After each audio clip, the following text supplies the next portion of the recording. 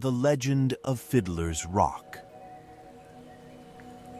Back in the late 1800s, the Appalachian region of northeastern Tennessee was graced with the mesmerizing tunes of Martin Stone, a young and incredibly talented fiddler. He was the heart and soul of Johnson County, wandering its winding mountain roads to perform at every social gathering, from church picnics to weddings, barn dances, and even the occasional funeral. His music was a source of joy and solace for the community, and it earned him a comfortable living, leaving him with ample free time to savor life's simple pleasures. Come summertime, Martin Stone had a Sunday ritual. He'd take a break from his fiddling gigs and make his way up to a rocky bluff near the summit of Stone Mountain. There, he'd sit down with his cherished violin, serenading the rolling hills as the sun gracefully ascended the sky. Often, he'd spend the entire day atop that rocky perch, playing his heart out until the sun dipped below the horizon. One fateful day, as Martin played a slow, haunting tune on his fiddle, nature decided to take him by surprise. A rattlesnake, sunning itself beneath a nearby rock, slithered out and attentively observed the musician. Soon, more serpents joined in, one after another, until the whole area seemed alive with rattlesnakes. Most people would have been paralyzed with fear, but Martin was different. He was captivated by the surreal scene that unfolded before him. These rattlesnakes didn't strike. Instead, they swayed to the rhythm of his music, resembling reptilian metronomes. As the sun slowly descended behind the hills, the rattlesnakes retreated to their lairs, leaving Martin in awe. He couldn't wait to return the following week, determined to surprise his new audience.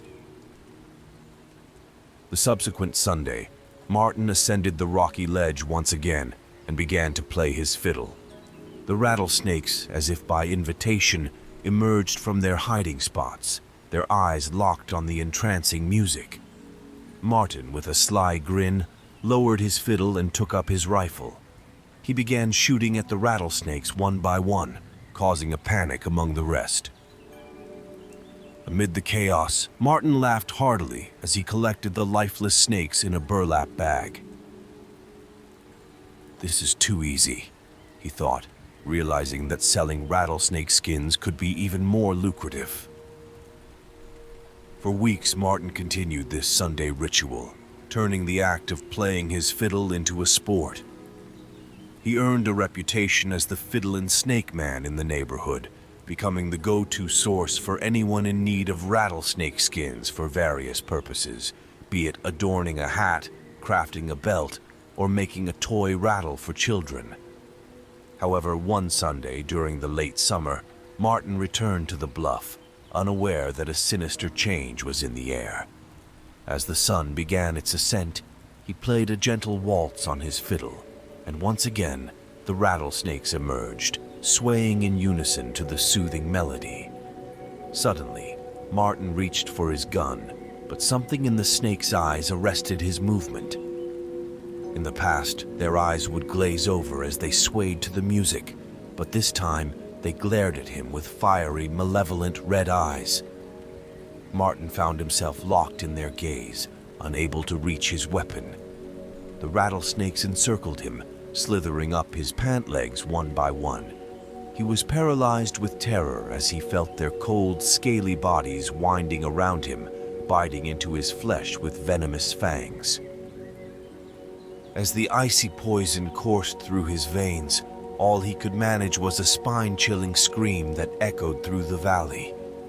A few days later, a search party discovered Martin's lifeless body sprawled on the ledge, with his fiddle lying silently beside him. They gasped in horror as they examined the bite marks that covered his skin.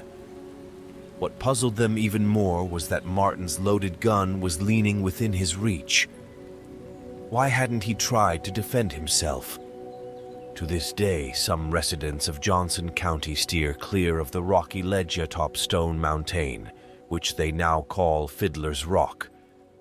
It's said that on those lazy summer mornings, as the sun ascends over the Emerald Hills, you can faintly hear the mournful notes of a fiddle, followed by a high-pitched, agonizing wail, the anguished cry of Martin Stone, as the vengeful rattlesnakes exact their revenge.